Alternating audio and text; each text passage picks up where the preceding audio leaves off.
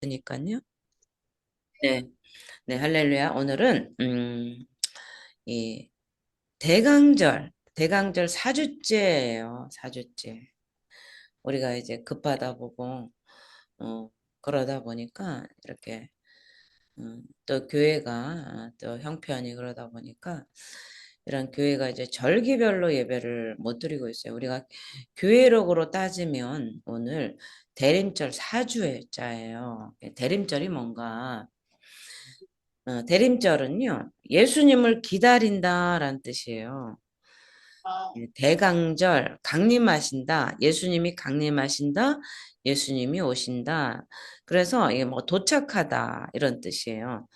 그래서 네, 주님의 탄생, 이제 내일 모레 25일, 24일, 이제 성탄절이잖아요. 그래서 네, 예수님의 탄생을 기다리며 준비하는 절기가 바로 대림절이에요. 그래서 대림절은 4주로 있어요. 4주.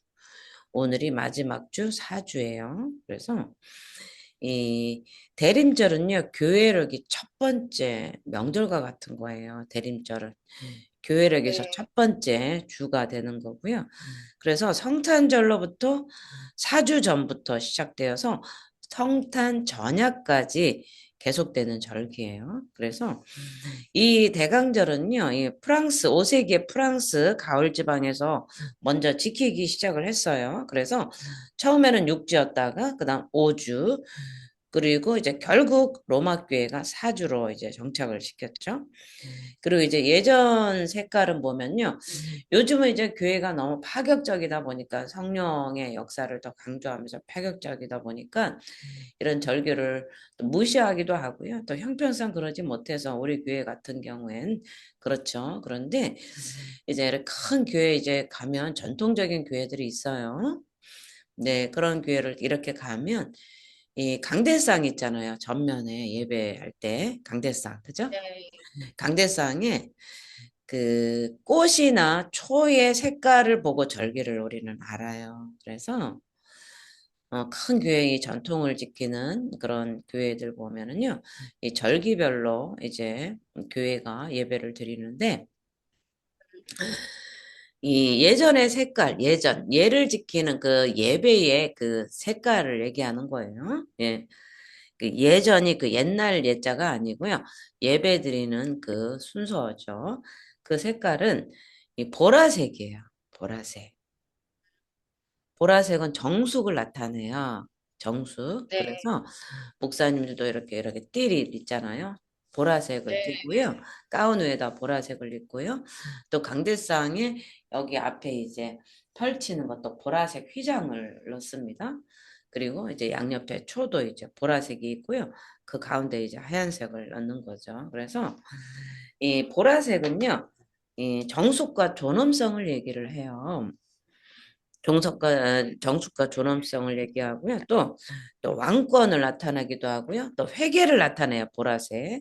그리고 네, 전통적인 그 왕의 의복 속으로 이 의복색이기 때문에 옷을 메시아 이제 왕 그리스도가 만왕의 왕이심을 나타내는 그 색이기도 합니다. 그래서 그리고 이제 우리가 이 보라색, 이 대림절의 절기를 지키는 아주 가장 중요한 그런 신학적인 의미도 있어요, 사실은. 우리가,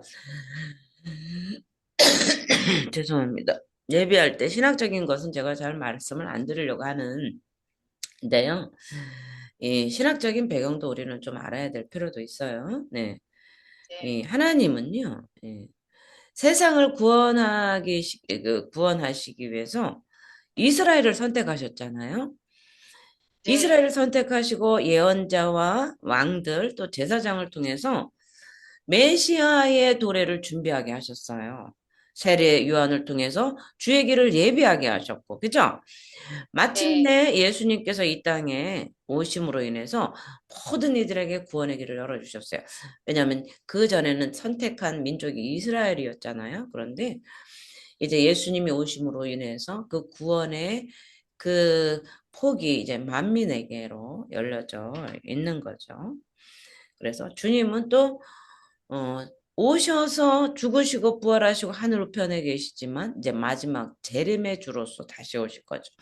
그렇기 때문에 우리는 네. 대강절이잖아요. 지금 대림절 4주잖아요. 그래서 주님의 탄생만을 기념하는 게 아니에요. 이제 내일 모레가 성탄절이잖아요. 그래서 교회마다 성탄절 준비하고 성탄절 칸타타 준비하고 장식하고 그러면서 예수님이 오신 그 탄생을 기뻐하며 예수님이 오셨습니다로만 끝나서는 안 되는 거예요. 그럼 어떻게 해야 되나? 예, 주님이 이 땅에 우리에게 오셨잖아요. 그러니까 과거적인 오신 이미 예수님에 대한 어떤 축제나 그런 과거적인 사건의 의미만 우리가 해석할 것이 아니라 지금 현재적, 그죠? 현재적 주님을 영접하고 주님의 말씀 따라 살아가면서 거룩한 삶으로 살아가는 것, 그것뿐만이 아니라요. 마지막 날에 이 땅에 다시 심판해 주러 오신다는 사실이에요.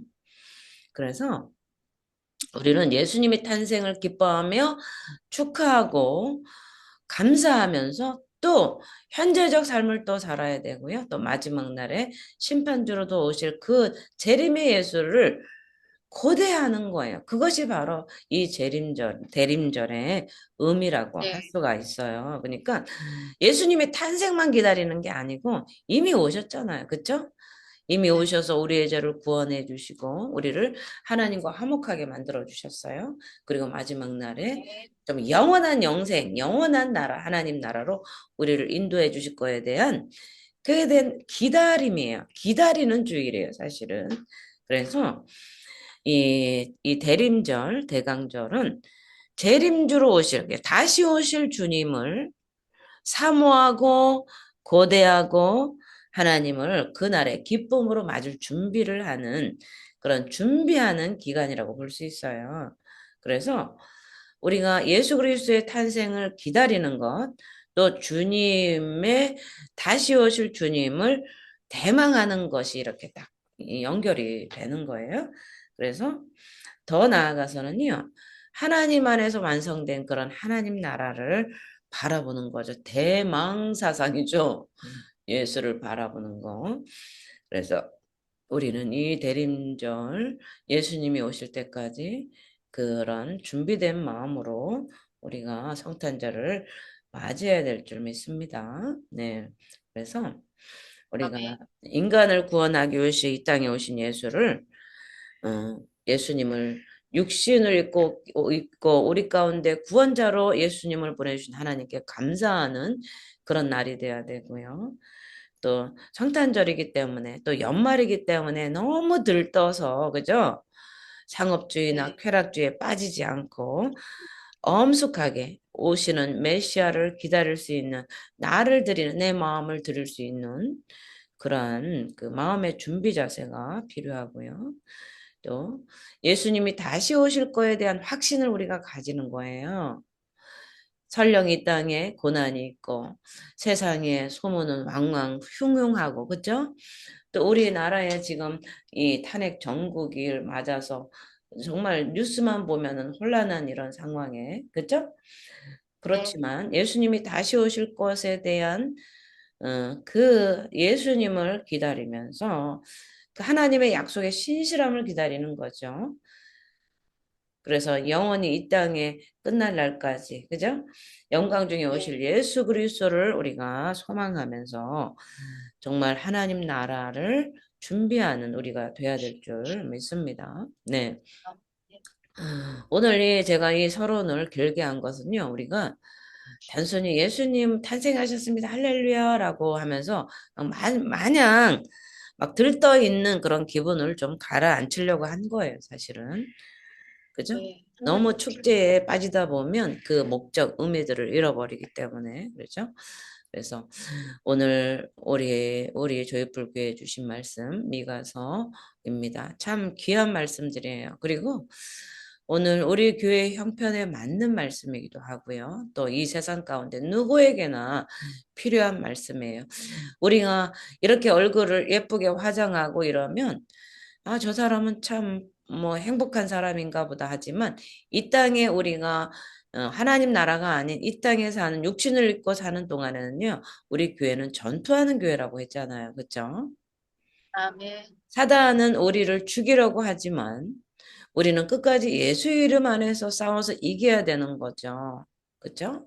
그렇기 아멘. 때문에 이 미가서는 오늘 우리에게 너무나 중요하고 참으로 우리에게 시사하는 바가 크고요. 예수님을 기다리는 네. 더 예수님을 기다리고 예수님을 더 우리의 삶 가운데 깊숙이 개입하셔서 나와 함께 하시기를 그렇게 기다리는 그런 정말 말씀이 아주 깊은 의미를 담고 있는 말씀입니다. 그래서 우리가 이 미가서 5장 1절을 한번 읽어볼게요. 예, 미가서 5장 1절. 네.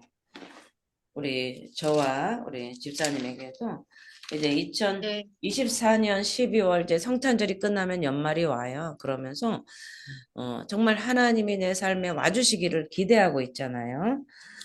우리는 기다리고 네. 있잖아요. 응답을 기다리고 내 삶의 아멘. 소망 가운데 무엇인가 내가 원하는 바를 하나님께서 오셔서 이루어 주시기를 기다리는 마음이잖아요. 근데 이 아멘. 예수님의 탄생과